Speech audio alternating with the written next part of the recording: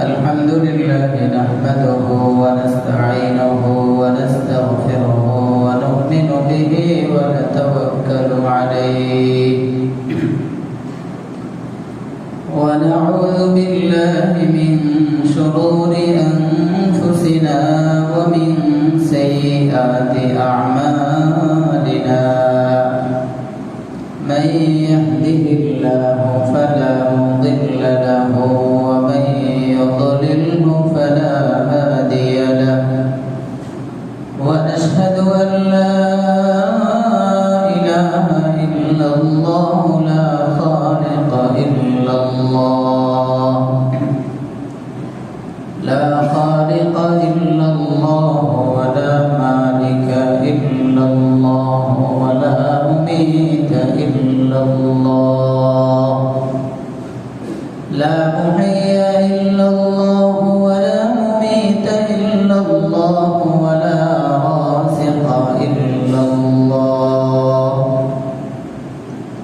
ونشهد أن سيدنا وسندنا وحبيبنا وحبيب ربنا وطبيبنا وطبيب قلوبنا ومولانا وأولانا محمدا عبده ورسوله الذي علمه الله فأحسن تعليمه وأدبه الله فأحسن تأديبه ثم بعثه الله إلى كافة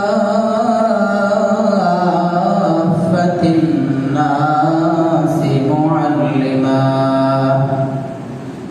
اللهم فصل وسلم عليه وعلى آله وأصحابه وأهل بيته وذرياته وعلماء أمته وفقهاء ملته ونجباء طريقته أجمعين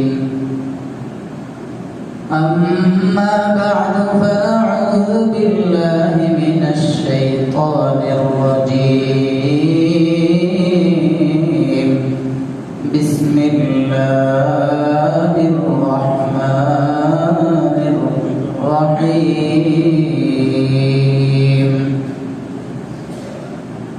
لقد كان لكم في رسول الله أسوة حسنة لمن كان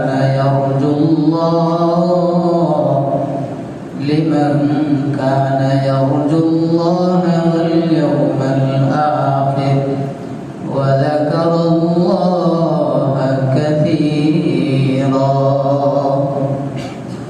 وقال حبيبنا صلى الله تعالى عليه وسلم لا يؤمن أحدكم حتى أكون أحب إليه من والده وولده والناس أجمعين أو كما قال رسول الله صلى الله عليه وسلم صدق الله مولانا العظيم وصدق رسوله النبي الأمي الكريم محبة الشهيد اللهم صل على محمد وعلى آل محمد كما صليت على إبراهيم وعلى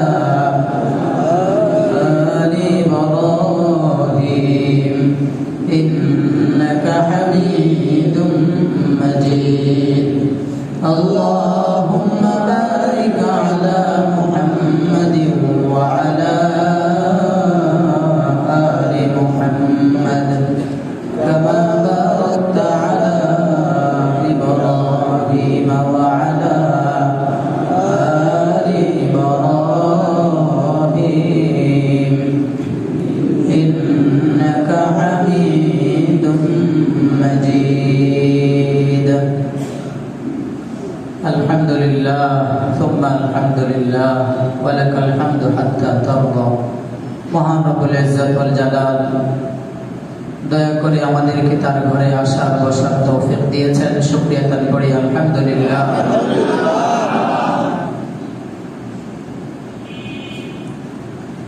আলোচনা চলছিল আমাদের সিরাত নিয়ে। রাসূল সাল্লাল্লাহু আলাইহি ওয়াসাল্লামের জীবনের বিভিন্ন দিক নিয়ে আলোচনা করছিলাম। এই পৃথিবীতে যত বড় বড় মানুষগুলো এসেছেন, চাই মুসলিম হোক অমুসলিম হোক, দলীয় প্রধানরা যারা যারা আসছে, পৃথিবীর যত বড় বড় মানুষ এই পৃথিবীতে আমরা দেখেছি বা এসেছে, কোনো মানুষ প্রত্যেকেরই এক একটা মিশন ছিল না? সকল বড় বড় প্রধানদের, দলীয় প্রধান বলেন বা গোত্রীয় প্রধান বলেন, যত বড় বড় মানুষ পৃথিবীতে আসছে, সমস্ত বড় মানুষদের এক একজনের এক একটা মিশন ছিল। কিন্তু কেউ এমন পৃথিবীতে কাউকে পাওয়া যায় না, কোনো মানুষকে খুঁজে পাওয়া যায় না, কোনো বড় কাউকে এমন পাওয়া যায় না যে তার মিশনটাকে সে পৃথিবীতে পরিপূর্ণভাবে বাস্তবায়ন করে গেছে, এমন কাউকে পাওয়া যায় না। কিন্তু একজন মানুষ, এই জন্যই দেখবেন আমরা পাওয়া যায় না, আর কারণে আমরা অনেক সময় বলি যে ওই লোকটা যদি আরো 2-1 বছর থাকতো তাহলে এই কাজটা পরিপূর্ণ করে দিয়ে যেত। আমাদের দলের প্রধান যদি আরো 2-4-5 বছর থাকতেন তাহলে এই কাজটা সম্পূর্ণ হইত, এমন বলে না? এটাই প্রমাণ করে যে পৃথিবীর কোনো মানুষ এ পর্যন্ত যে যে মিশন নিয়ে আসছে, কেউ কারো মিশন পরিপূর্ণভাবে বাস্তবায়ন করতে পারেনি। কিন্তু একজন মানুষ, একজন মহান মানুষ, সরওয়ার কায়নাত মুফাখখারে মওজুদাত বায়েসে দো আলম সাল্লাল্লাহু তাআলা আলাইহি ওয়াসাল্লাম, তিনিই একমাত্র মানুষ যিনি তার আনিত মিশনকে পরিপূর্ণভাবে পুঙ্খানুপুঙ্খানুভাবে বাস্তবায়ন করে তারপরে পৃথিবী থেকে আল্লাহর দিদারে চলে গেছেন। সুবহানাল্লাহ। বলবেন আপনি কেমনে বুঝলেন? আরে আল্লাহ এই তো কালামের মধ্যে বলছেন। বিদায় হজের ভাষণের দিনে রাসূলুল্লাহ সাল্লাল্লাহু আলাইহি ওয়াসাল্লাম সাহাবায়ে কেরামকে জিজ্ঞেস করছেন, আলা হাল বাল্লাগতু, আমার সাহাবীরা বলো তো দেখি, আমার আল্লাহ আমাকে যত দায়িত্ব দিয়েছেন, আমার উপর অর্পিত সকল দায়িত্ব কি আমি তোমাদের কাছে পৌঁছাতে পেরেছি? সাহাবায়ে কেরাম সকলেই এক বাক্যে বললেন, ক্বাদ বাল্লাগতা রিসালাতাক, ইয়া রাসূলুল্লাহ, অবশ্যই আপনি আপনার যে মিশন ছিল সেটাকে পরিপূর্ণভাবে বাস্তবায়ন করেছেন, সেটার পরিপূর্ণ দাওয়াত পৌঁছানোর দায়িত্ব আপনি শেষ করেছেন। তখন আল্লাহর হাবিব খুশি হয়ে আল্লাহকে সাক্ষী রেখে বলেন, ইয়া আল্লাহ, আমার সাহাবীরা তো সাক্ষী দিয়েছে আমি আপনার পক্ষ থেকে যে মিশন নিয়ে আসছি, যে দায়িত্ব অর্পিত হয়েছে আমার উপর, সেটা আমি পৌঁছে দিয়েছি, সেই মিশন আমি পরিপূর্ণভাবে বাস্তবায়ন করেছি, আপনি সাক্ষী থাকুন। আল্লাহ বলেন, আমি শুধু সাক্ষী থাকবো না, আমি কোরআনের আয়াত নাযিল করে দিই। আল্লাহ জিবরীলকে পাঠিয়ে ওই সময়ে জিবরাইল আয়াত নিয়ে আসলেন, আল ইয়াউমা আকমালতু লাকুম দীনাকুম ওয়া আতমামতু আলাইকুম নি'মাতি ওয়া রাদিতু লাকুমুল ইসলাম দীনা। আল্লাহর হাবিবের কাছে জিবরীল আয়াত নিয়ে আসছেন, আয়াত দিয়ে আল্লাহ ঘোষণা দেন উম্মতকে, আল্লাহর বান্দাদেরকে বুঝিয়ে দিলেন, আমার বন্ধু মিশনটাকে যে পরিপূর্ণ করেছে এটার দলিল আমি আল্লাহ নিজে দিয়ে দিলাম। আমার হাবিবের উপর যে ধর্ম, যে দ্বীনের দাওয়াতের দায়িত্ব দিয়েছি, সেটাকে আজকে পরিপূর্ণ করে দিলাম তোমাদের জন্য। সুবহানাল্লাহ। তাহলে এই এক মানুষ যিনি তার আনিত মিশনটাকে পরিপূর্ণভাবে বাস্তবায়ন করে তারপরে বিদায় নিয়েছেন। কিন্তু এই পরিপূর্ণ মানুষটাকে আজকে আমরা আইডল বানাতে পারলাম না। এই পূর্ণাঙ্গ, এই পরিপূর্ণ কাজের বাস্তবায়ন যিনি ঘটিয়ে গেছেন, তাকে আজকে আমরা আদর্শ বানাতে এখনো পারিনি। তাকে আদর্শ বানাতে না পারার কারণ, আমরা আদর্শ বানিয়েছি আরেকটাকে। আমরা ফলো করি পশ্চিমাদের, ইহুদি আর খ্রিস্টানদের কোন কাজটা এখন আমাদের কাছে ভালো লাগে সেটাকে খুঁজে খুঁজে খুঁজে খুঁজে ওইটাকে আইডল বানাই, ওটাকে আদর্শ মনে করি। এটা নতুন মডেল কে দিল আপনাকে নতুন মডেলটা? এখন ছেঁড়া পাড়া হইলেই নতুন তালি তুলি লাগায় 10-12 এক একটা প্যান্টের মধ্যে দেওয়া যায় 10-12 টুকরা তালি লাগায়, আর এটা মার্কেট চালায় যায়। মার্কেটে চলে, হুজুকে বাঙালি বলে না তালিওয়ালা, এক ফ্যানে 3-4-5-6 তালি। এইটা হলো এখন সেরা কি স্মার্ট ফোন। আর এটা কেমন কথা? এটা কোনো এক সময় ছিল গরিব পড়তো, তখন তোমরা বলতে এটা পরে মনে হয় গরিব, এখন কি স্টাইল হয়ে গেল? পরিপূর্ণ মানুষটাকে আমরা চিনতে পারি না ভাই। সাইয়েদুনা আবু বকর চিনেছেন। হিজরতের সময় যখন আবু বকর রাদিয়াল্লাহু তাআলা আনহু এবং আল্লাহ রাসূল একসাথেই মদিনাতে প্রবেশ করছিলেন, তখন কে রাসূল কে আবু বকর মদিনার সাহাবারা, মদিনার মানুষ চিনতে পারেন না। প্রশ্ন করেছিলেন, মান মিনকুম মুহাম্মদ, তোমাদের মধ্যে কে মুহাম্মদ? প্রশ্ন তারা কেন করছেন? যদি মুহাম্মদকে চিনতে, দুইজন দেখতে একই রকম, রঙে রঙিত হয়ে গেছে। সাব্বিগু সিবগাতাল্লাহ, কোরআনে আছে না সিবগাতাল্লাহ, তাফসীর সাব্বিগু সিবগাতাল্লাহ। আবু বকরের চেহারা, আবু বকরের চলা ফেরা, উঠা বসা, জামা সব কিছু সাইয়েদনা রাসূলুল্লাহ সাল্লাল্লাহু আলাইহি ওয়াসাল্লামের পরিপূর্ণ রূপ দেখা ছিল, কিন্তু চিনতে পারতো না তারা কে মুহাম্মদ, কে আবু বকর। জিজ্ঞেস করার পরে আবু বকর রাদিয়াল্লাহু তাআলা সাথে সাথে উত্তর দেননি, কারণ এখন এই মুহূর্তে যদি উত্তর দেন তো নবীজির কষ্ট হবে, কারণ সবাই এসে ভিড় করবে মুসাফাহা করার জন্য, নবীর সাথে মোলাকাত করার জন্য। তো সবাই শুধু আবু বকরকে নবী হিসাবে ওই সময় নবী মনে করছে আবু বকরকে, নবীকে এখনো চিনে নেই।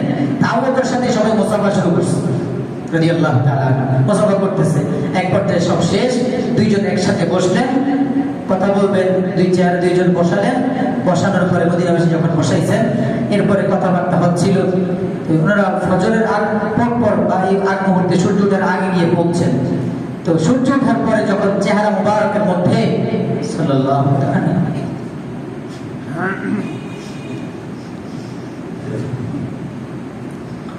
চেহারা মুবারকের মধ্যে যখন সূর্যের কিরণ পড়লো, তখন রাসূল সাল্লাল্লাহু আলাইহি ওয়াসাল্লামের চেহারার মধ্যে সূর্যের আলো পড়াতে চেহারা থেকে ঘাম ঝরছিল। আবু বকর দাঁড়িয়ে সাথে সাথে উঠেই যা ছিল কাপড়টা দিয়ে চেহারা মুবারক মুছা দিলেন। এই মুছা দেওয়ার সাথে সাথে সবাই বুঝতে পারলেন যে ইনি নবী, উনি নবী নয়। আমাদের ভুল ধারণা ছিল, এটা তারা বানাইছে। এই ছিল আবু বকর। আমাদের এক বুজুর্গ ছিলেন থানবী রাহমাতুল্লাহ আলাইহি, অনেক বড় জলিলুল কদর একজন শীর্ষ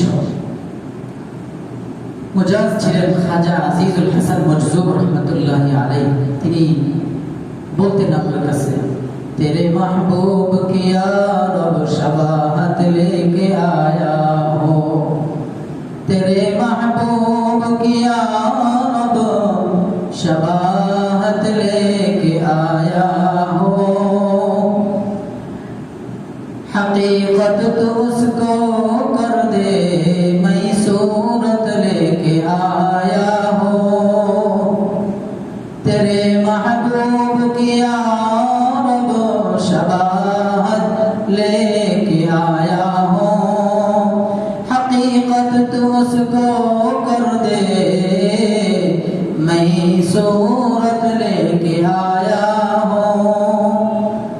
আল্লাহর এই বান্দা এই দাড়িগুলোকে জিজ্ঞেস করতো, তিনি বলতেন নিজেই যে ভাই আমাকে যদি আল্লাহ বলেন আজিজুল হাসান কি নিয়ে আসছো, তিনি বলতেন তখন আমি আমার আল্লাহকে বলবো, আল্লাহ কিছুই আনতে পারি নাই, কিছুই তোমার সামনে পেশ করার মতো আমার কাছে নাই। এই যে দাড়ি, এগুলো তোমার নবীর হাকিকি সুন্নাত, এই দাড়িগুলো তোমার নবীর প্যারা সুন্নাত। আমি এই দাড়িগুলোর একটা নকল দাড়ি আমি তোমার কাছে পেশ করলাম, তুমি তোমার নবীর বাস্তবিক সুন্নাত যে দাড়ি সেটার মতো করে আমার পক্ষ থেকে কবুল করে নাও। আজিজুল হাসান মজজুব রাহমাতুল্লাহ আলাইহি এত বড় একজন বুজুর্গ ছিলেন, তার মতো এত বড় ব্যক্তিত্ব যার আমলের কুল কিনারা হয় না, তিনি বলতেন, আল্লাহ, এই যে দাড়িটা আমার আমল নামায় মনে হয় এটা আমার নাজাতের ওসিলা হতে পারে। এজন্য ভাই, যুবক ভাইরা আমার, আমরা অনেকে এখন দাড়ি রাখতে পারি নাই, অনেকে রেখেছি নিজের মন মতো রেখেছি, এক পুষ্টি না হইতেই কেটে দেই। বাবারে, আখিরাতের প্রস্তুতির জন্য এটাই তো হয়তো আপনার আমার একটাই নাজাতের ওসিলা হতে পারে। বাবা, দাড়িটা রাইখা দেন, যুবক ভাইরা দাড়িটা রাইখা দেন। নবীর সুন্নতটাকে মুখে নিয়ে যদি কবরে মিজানে হাসরে নবীর সামনে দাঁড়াইতে পারেন, আমার নবী এই দাড়িটা দেখা আপনাকে চিনবেন যে এটা আমার উম্মত, চলো হাউজে কাউসারের পানি পান করো। এজন্য ভাই, হাউজে কাউসারের পানি পান করার জন্য, নবীর শাফাআত পাওয়ার জন্য দাড়ির সুন্নতটা কমপক্ষে রাখি, শুরু করি। কত যে বাধা আসে। গতকালকে এক ভাই আসছেন, হুজুর আমার অনেক কষ্ট হয় পর্দা করতে, আমার মাত্র বিয়ে করছি, এখন পর্দা করতে সম্ভব হচ্ছে না, বাবা দেয় না, দাদা দেয় না, দাদি দেয় না, মা দেয় না। এই পরিস্থিতি কেন? এই বাবার দরকার ছিল সন্তানকে শেখানো, এই মার দরকার ছিল সন্তানকে শেখানো। সেই বাবা মা সন্তান চাচ্ছে, বলে হুজুর আমি এর পূর্বে যখন দায় রেখেছি আমার অনেক কষ্ট হয়েছে, আমাকে সবাই কটূক্তিমূলক বাক্য করতো, সবাই আমার বিরুদ্ধে থাকছে, আমি আল্লাহর উপর ভরসা করে রেখেছি। আলাইহি তাওয়াক্কালতু ওয়া হুয়া রাব্বুল আরশিল আযীম। আরে ভাই, তাওয়াক্কুল হবে আমার আপনার আল্লাহর উপর। কত জাম ঝড় তুফান আসবে, সব কিছু উপেক্ষা করে রাখো, আল্লাহর জন্য দাঁড়িয়ে রাখা শুরু করে দেন। এজন্য হযরত সাইয়েদনা আবু বকরকে চেনা যায় না, এজন্যই পুরোটা শরীর রঙে রঙিত হয়ে গেছে, মুহাম্মদ রাসূলুল্লাহর মতোই দেখা যেত। আমার নবী শুধু নবুয়তের পরেই সবার কাছে স্বীকৃত ছিলেন এমন না, নবুয়তের পূর্বেও তিনি স্বীকৃত ভাজন ছিলেন। আল্লাহু আকবার। নবীজি সাল্লাল্লাহু আলাইহি সাল্লাম সব সময় সর্বহালতে নবুয়তের পূর্বেও আমিন ছিলেন, পরেও ছিলেন। এজন্যই তো আপনারা ঘটনা জানেন, মক্কা বাইতুল্লাহ শরীফ নির্মাণ কাজ চলছিল, সর্বশেষ দিকে নবীজি সাল্লাল্লাহু আলাইহি ওয়াসাল্লামের বয়স যখন 35, নবুয়তের 5 বছর পূর্বে, 35, কাবা শরীফকে পুনর্বার নির্মাণ করা হলো। এর আগে সাইয়েদনা ইব্রাহিম আলাইহিস সালামের যে কাবা নির্মাণ করেছিলেন সেটা ছাদ ছিল না, সর্বোচ্চ 9 হাত উঁচু ছিল এবং ভিতরে পানি টানি এসে ভরে যেত। এই জন্য একটা অবস্থা হয়ে গেছে যে পুনর্বার নির্মাণ করতে হয়। তো নির্মাণ করছিল নতুন করে আবার কাবাকে, বাইতুল্লাহ শরীফকে। কুরাইশের, মক্কার কুরাইশরা এই নির্মাণের জন্য কুরাইশের যতগুলো গোত্র ছিল সকল গোত্র লোকদেরকে একটু একটু করে টুকরো টুকরো করে ভাগ করে দেওয়া হয়েছে।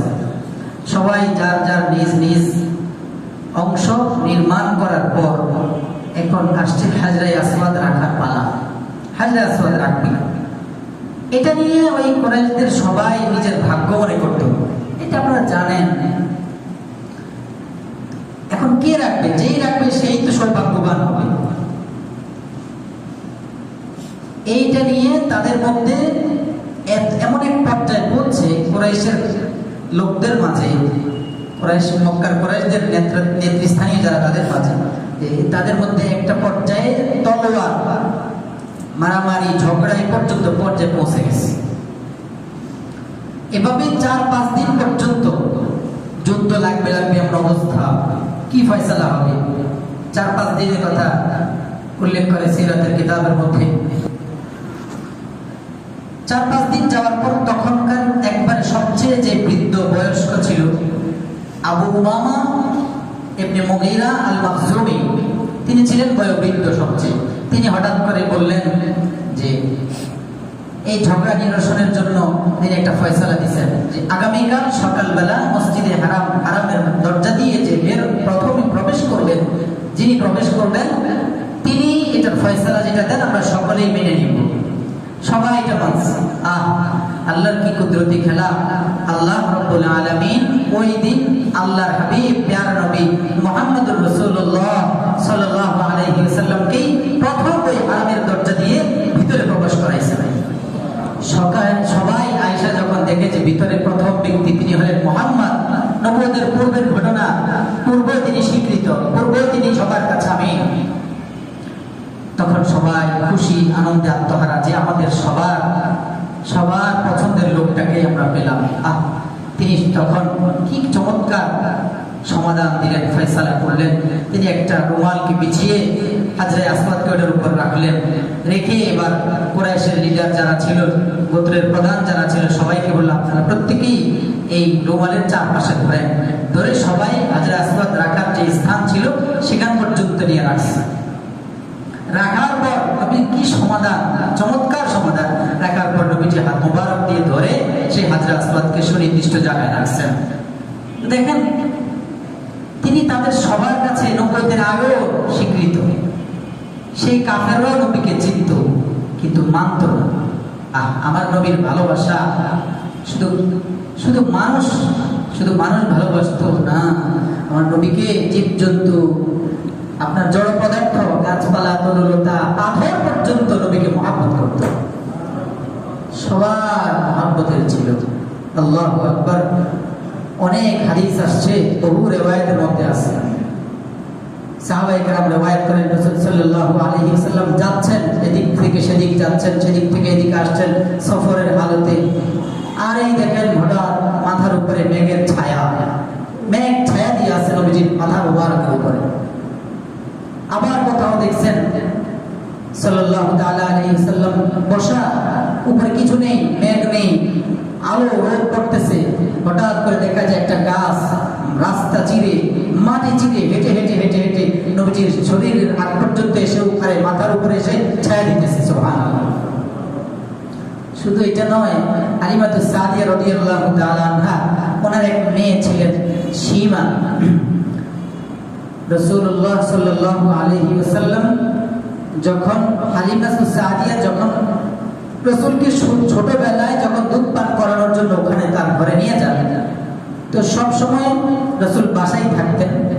একদিন সীমা রাসূলকে বকরি চড়াইতো। সীমা তার মায়ের যে বকরিগুলো ছিল ওগুলো চড়াইতো। একদিন বকরিগুলো নিয়ে সীমা যাওয়ার পথে আরবের ভাই মুহাম্মদকে নিয়ে যায়। তো যাওয়ার পরে তিনি দেখেন মুহাম্মদকে রাখার পরে উপরে আসমানের উপরে দেখা যায় উপরে রোদের মেঘের ছায়া দিয়ে আসছে। আবার কিছুক্ষণ পরে দেখে ছাগলগুলো এতদিন দেখতো এদিক সেদিক ছুটাছুটি করে, এখন সবগুলো লাইন ধরে কাতার ধরে খাচ্ছে। উনি বলেন সন্ধ্যা হয়ে যাচ্ছে, আমার খবর নাই কোন দিক দিয়ে সন্ধ্যা হয়ে গেল। সন্ধ্যা হয়ে গেছে, সবগুলো ছাগল প্রতিদিন আমি খুঁজে খুঁজে খুঁজে খুঁজে আনতে হয়, আজকে দেখি সবগুলো একসাথে দল বেঁধে এসে আমার সামনে উপস্থিত, সবগুলো অপেক্ষায় আছে কখন আমি নিয়ে বাড়ির দিকে চলব। এই অবস্থা ছিল নবীজি। এই জন্য এই সীমা একদিন মাকে বললো, আমি আর এখন ছাগল চড়াইতে যাবো না আজকে থেকে। তো কেন? বলে প্রতিদিন আমি দেরি করে আসলে আপনি আমাকে বকাবকি করেন, এই জন্য আর যাবো না আজকে থেকে। বলে তুমি যদি না যাও তাহলে ছাগলগুলো চড়াবে কে? ছাগল চড়ানোর লোক তো আমাদের নেই। বলে তো আমি যাবো, শর্ত হলে আমার আরবের ভাই মুহাম্মদকে দিতে হবে। কারণ জিজ্ঞেস করার পরে বলছিল, তিনি বলছেন যে এমনি তো ছাগল পালতে তোমার কষ্ট হয়, আবার ছোট একটা বাচ্চাকে নিয়ে গেলে তোমার কষ্ট হবে না?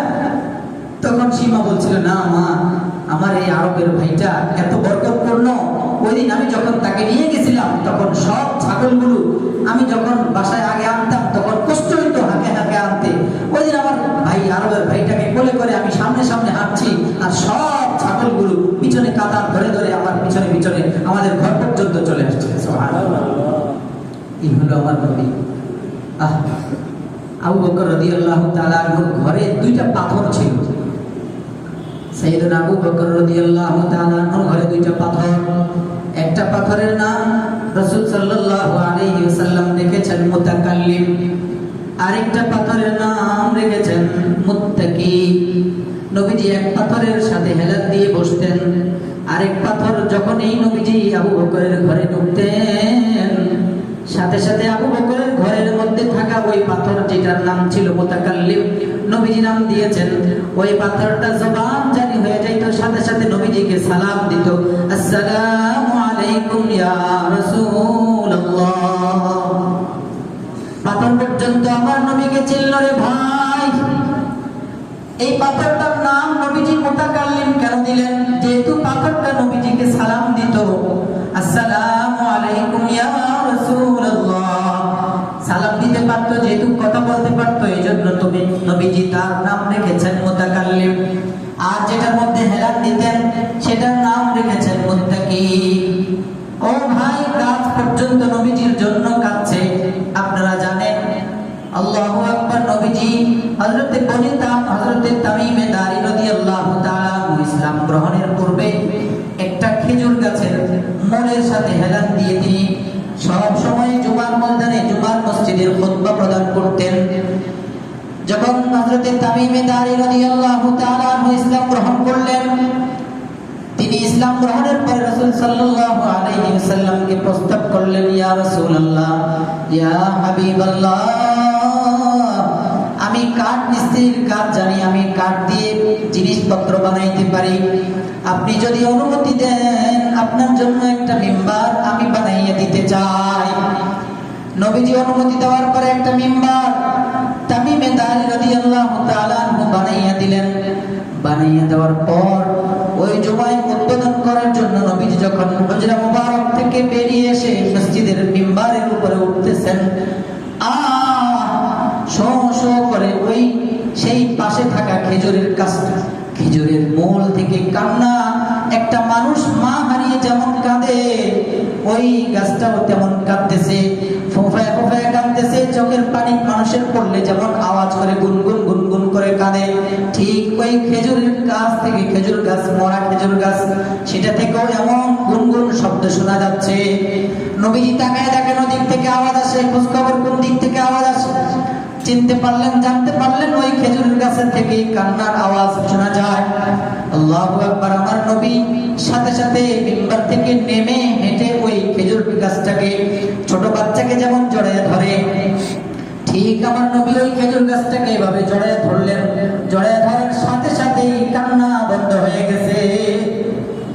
নবীজি সান্ত্বনা দিয়ে যখন জান্নাতের সুসংবাদ দিলেন, আমার নবী এই গাছটাকে জান্নাতের সুসংবাদ দিয়েছেন, কোনো টেনশন নাই, কান্না করো না, তোমার সাথে আমার জান্নাতে দেখা হবে। তারপরে গিয়ে গাছটা কান্না থামালেন। এ আমার প্যারা ভাই, এজন্য সব কিছু আমার নবীকে চিনেছে, পাথর চিনেছে, গাছপালা, তরলতা সব চিনছে। আল্লাহু আকবার। জীবজন্তু পর্যন্ত আমার নবীর জন্য কান্না করেছে। বিদায় হজের মধ্যে নবীজি সাল্লাল্লাহু তাআলা আলাইহি ওয়াসাল্লাম যখন হজ শেষ দিকে কুরবানির জন্য মিনার ময়দানে গেছেন, কুরবানি করবেন। কুরবানি করার জন্য যখন হাতের মধ্যে ছুরি নিলেন জবাই করার জন্য, ওটগুলো প্রত্যেকটা ওট ছটফট শুরু করে দিল, প্রত্যেকটা ওট লাফালাফি শুরু করে দিল, প্রত্যেকটা ওট প্রতিযোগিতা শুরু করে দিয়েছে, কে কার আগে গিয়ে আমার নবীজির হাত মোবারকে জবাই হবে। কারণ তারা মনে করছিল নবীজি সাল্লাল্লাহু তাআলা আলাইহি ওয়াসাল্লাম যদি জবাই করতে করতে একটা পর্যায়ে ক্লান্ত হয়ে যান, ক্লান্ত হয়ে গেলে আমার নবী আর নিজের হাত মোবারক দিয়ে জবাই করবেন না। সেই জন্য সবগুলো চেয়েছিল কার আগে কে গে, আমার প্রত্যেকে চেয়েছিল আমার মাথাটা আগে আমার নবীর হাত মোবারক দিয়ে জবাই হয়ে যান। আল্লাহু আকবার। এই বকরিগুলো এই জন্যই চেয়েছিল যে তারা মনে করেছিল আমার নবীর হাতে যদি আমি জবাই হতে পারি, তাহলে আমি আল্লাহর কাছে ধন্য একটা পশু হিসাবে গণ্য হব। আল্লাহু আকবার। শুধু তাই নয়, একবার এক পাহাড়ের পাশ দিয়ে নবীজি কোথাও যাচ্ছিলেন, যেতেই হঠাৎ শুনেন একটা হরিণ আওয়াজ করে, শব্দ করছে, আওয়াজ করতেছে। পাহাড়ের ওই পাশেই দেখেন হরিণটা বাঁধা। খোঁজখবর নিয়ে দেখা যায় একজন ইহুদি ওই হরিণটাকে বেঁধে রাখছে। আল্লাহু আকবার। আমার নবী খবর নিয়ে ইহুদির কাছে আসলেন, ভাই ইহুদি, এই হরিণটা তো তোমার নামে অভিযোগ করতেছে। বলে কি? বলে হরিণী যখন জঙ্গলে আসছে তখন তার দুইটা বাচ্চাকে রেখে আসছে। হরিণী চাচ্ছে তুমি যদি একটু সুযোগ দাও, তাহলে সে তার বাচ্চাগুলোকে দুধ পান করে আবার চলে আসবে। হরিণী বলে, মুহাম্মদ, এতদিন মনে করছি তুই বিচক্ষণ বুদ্ধিমান, এখন দেখি তুমি সেটা না। নাউযুবিল্লাহ। ওই ব্যক্তি ইহুদি রাসূল সাল্লাল্লাহু আলাইহি ওয়াসাল্লামকে ডাইকা বলেন, ইয়া রাসূল, হে মুহাম্মদ, সে তো মুসলমান হয়, হে মুহাম্মদ, তুমি বলো আমি যদি হরিণটাকে ছাইড়া দেই, হরিণ যদি না আসে, জিম্মাদারি তুমি নিবা কিনা? আল্লাহু আকবার। আমার নবী বলেন, হে আমার ইহুদি ভাই, তুমি হরিণগুলোকে ছাইড়া দাও, হরিণ ছাইড়া দাও, সময় দিয়ে দিলাম। এই সময়ের মধ্যে হরিণ তার বাচ্চাগুলোকে দুধ পান করে আমার সময়ের মধ্যে আমি মুহাম্মাদের সামনে এসে উপস্থিত হবে। এই কথা শুনে ইহুদি তো খুশি, চান্স পাইছি মুহাম্মদকে আটকে রাখা। হরিণটাকে ছেড়ে দিল, হরিণীকে ওই ইহুদি ছেড়ে দিল। হরিণীর কি আচরণ রে ভাই!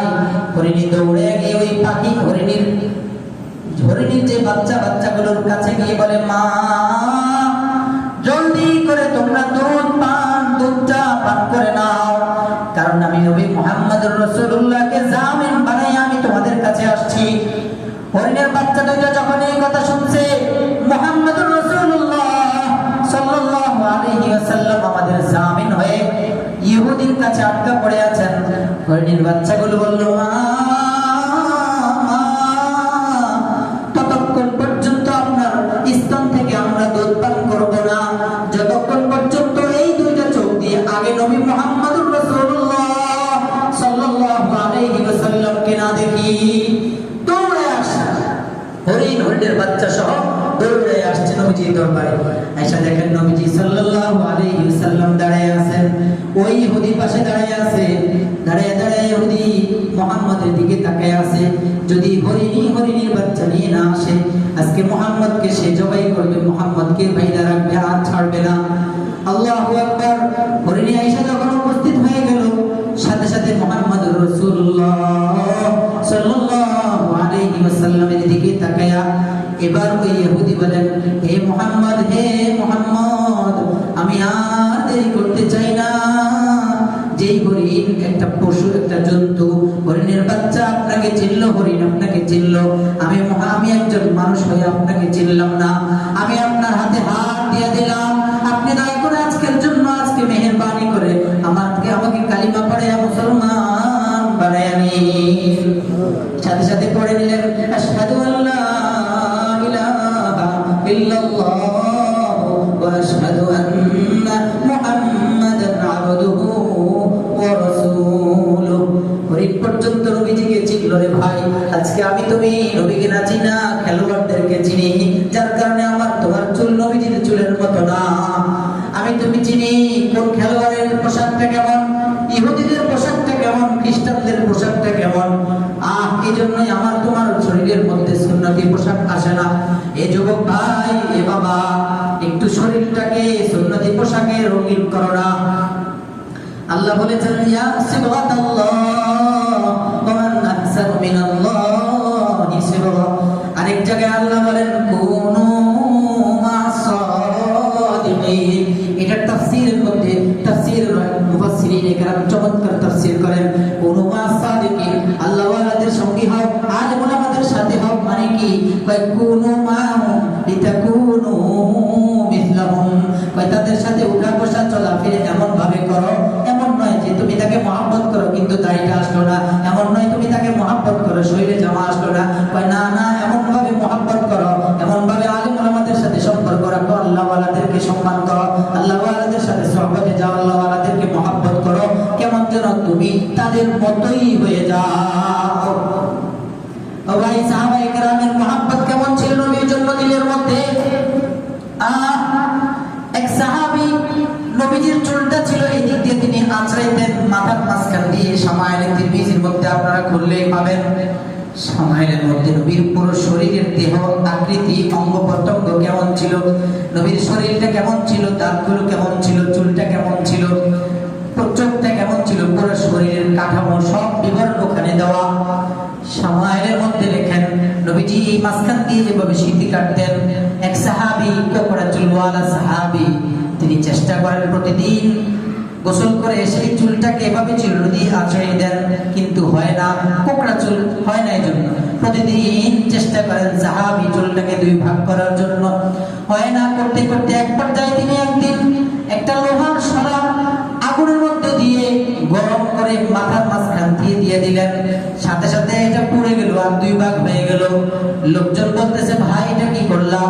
বলে, ভাই অনেকদিন পর্যন্ত আমার দিলের জ্বালা, আমার মাথাটা কেন আমার নবী মুহাম্মদুর রাসূলুল্লাহর মতো দেখা যায় না, এই জন্য আজকে এটা করলাম। এখন তো দুই ভাগ হইল। এক সাহাবী নম্বরের মধ্যে ছটফট করতেছে,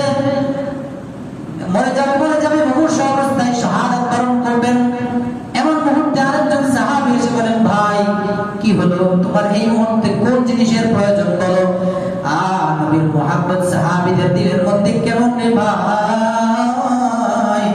দেখেন না ওই সাহাবী বলেন কি, ও ভাই আমার একটাই আশা, এখন তুমি আমাকে নিয়ে নবী মুহাম্মাদের দরবারে চলে যাও, আমাকে নিয়ে নবীর কাছে নিয়ে পৌঁছে দাও, আমি শেষবারের মতো আমার নবীর চেহারাটা দেখে একটু যাইতে চাই। দুইটা হাত ধরে কোলে করে ওই সাহাবীকে কোলে নিয়ে নবীজির সামনে নিয়ে রাখছে, চেহারার দিকে তাকাইতেই শাহাদাতের পেয়ালা পান করে আমার আল্লাহর দিদারে চলে গেছেন। নবীজির মুহাব্বত তাদের অন্তরের মধ্যে। ছোট বাচ্চা আবু বকরের মেয়ে সাইয়েদনা আবু বকর রাদিয়াল্লাহু তাআলা আনহুর মেয়ে আসমা বিনতে আবু বকর, আসমা বিনতে আবি বকর রাদিয়াল্লাহু তাআলা আনহুমা 7 থেকে 8 বছর বয়স। নবী যখন হিজরত করে মক্কা থেকে মদিনায় আসবেন, গারে সাওরের মধ্যে, মদিনার সবচেয়ে উঁচু পাহাড় গারে সাওর, সেই পাহাড়ের মধ্যে উপরে গুহার মধ্যে নবীজি আবু বকরকে নিয়ে সাথী সঙ্গী নিয়ে থাকতেছেন। আবু বকরকে নিয়ে আসমা প্রতিদিন যাওয়ার পথে আসমা প্রতিদিন সেখানে গিয়ে খাবার নিয়ে পৌঁছায়া দেন। 7 থেকে 8 বছরের মেয়ে প্রতিদিন কমপক্ষে 2বার 3বার খানা নিয়ে যাইতেন। একবার সকাল থেকে উঠলে, আমরা এখন যারা যান একবার উঠলে সারাদিন চলে যায়, দ্বিতীয়বার নামতে নামতে সন্ধ্যা। আসমা বিনতে আবু বকর প্রতিদিন 2বার 3বার এভাবে কোমরের মধ্যে ফিতা বেঁধে কোমরের এই পাশে খানা ঝুলাইয়া ভর দিয়ে হাত দিয়ে ভর দিয়ে উপরে উঠতেন। একদিন দিয়ে খাবার দিয়ে যখন বাড়ির দিকে রওনা হলেন, আসমা বিনতে আবু বকরের দিলের মধ্যে মুহাম্মদুর রাসূলুল্লাহ সাল্লাল্লাহু আলাইহি ওয়াসাল্লামের মুহাব্বতটা কেমন দেখাইতে ইচ্ছা করতেছি। তিনি আসতেছেন, আবু জাহেলরা পথের মধ্যে দেখা নবীজিকে খুঁজতেছে। আবু জাহাল পথে যখন আসমা আসতেছেন, আসমাকে দেখে বলতেছে আবু জাহাল, এই আসমা তোমার বাবা আবু বকর কোথায় বলো, তুমি জানো, তুমি বলতে হবে। তোমার বাবার সঙ্গী মুহাম্মদ কোথায় বলো। আসমা বলেন, আসমা মিথ্যা বলেন নাই। ওই মুহূর্ত আসমা মিথ্যা বলেন নাই। তিনি তাওরিয়াত মিথ্যা বলতে পারতেন, শরীয়ত ওই সময় তাকে সুযোগ রাখছে তার জন্য। তারপরও আসমা বলেন নাই। আসমা বলেন, আবু জাহাল আমার বাবা কোথায় আছেন, আমার নবী কোথায় আছেন, আমার প্রাণের নবী কোথায় আছেন আমি জানি, কিন্তু তুমি আবু জাহালকে আমি বলবো না। বলতে আবু জাহাল থাপ্পড় দিছে একটা গালের মধ্যে, নাউজুবিল্লাহ। দেওয়ার সঙ্গে সঙ্গেই তিনি ছিটে পড়ে পাথরের উপর পড়ে এই কপালটা ফেটে গেছে।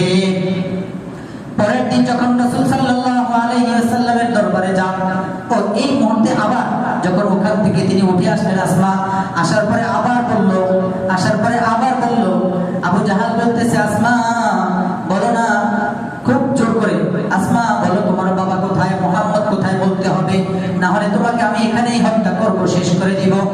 আসমা বিনতে আবু বকর রাদিয়াল্লাহু তাআলা আনহুমা তিনি বলেন, এই আবু জাহাল শুনে রাখো, আমার নবীর মুহাব্বতটা আমার দিলে এমন জায়গায় গিয়ে লাগছে রে আবু জাহাল, আমি আমাকে হাওলা করতে পারি তোর কাছে, কিন্তু আমার নবী মুহাম্মদকে সাল্লাল্লাহু আলাইহি ওয়াসাল্লামকে তোর হাওলা করতে আমি কিছুতেই পারি না।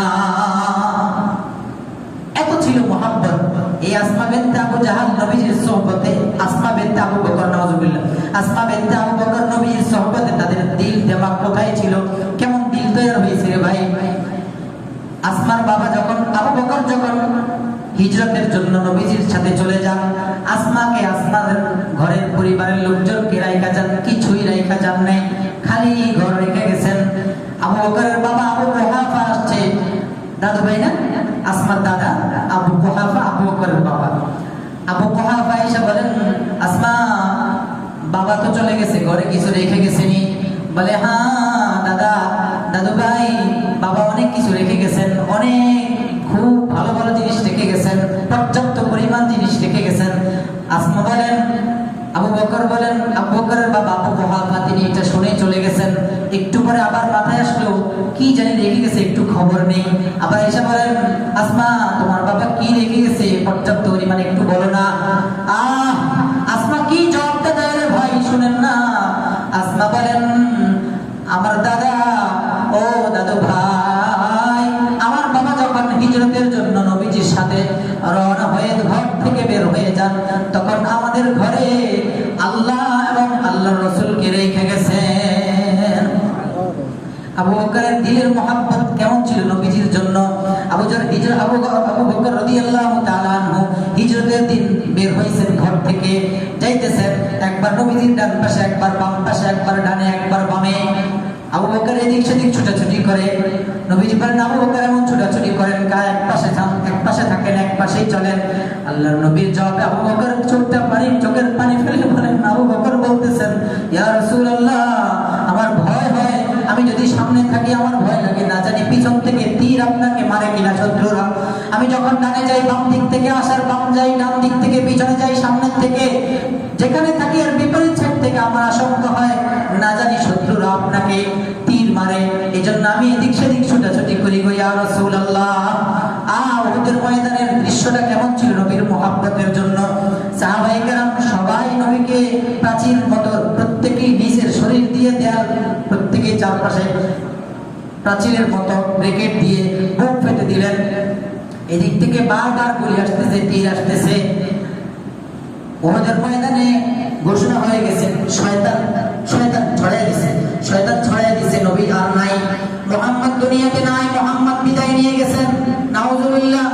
সাহাবায়ে কেরাম সব সহ্য করতে পারতেন, কিন্তু এই কথা সহ্য করতে পারতেন না, মুহাম্মদ নাই এটা সহ্য করতে পারতেন না। এজন্যই আল-ইয়াউমা আকমালতু লাকুম দীনাকুম যখন ওই বিদায় হজের সময় যখন এই আয়াতটা নাযিল হয়, ওই সময়ের মধ্যে সবাই খুশি, সব সাহাবী খুশি যে দিন পরিপূর্ণ হয়ে গেছে। আজকে আমাদের দিনটাকে আল্লাহ পরিপূর্ণের ঘোষণা দিলেন, সব সাহাবী খুশি। কিন্তু একজন সাহাবী মাঠের কোনায় বসে মাঠের এক পাশে বসে কাঁদতেছেন, তিনি হলেন সাইয়েদুনা আবু বকর। সাহাবায়ে কেরাম জিজ্ঞেস করেন, ইয়া রাসূলুল্লাহ, কেন কাঁদেন? সবাই খুশি, দিন পরিপূর্ণ করে দিয়েছেন আল্লাহ, সবাই খুশি, আপনি কেন খুশি না?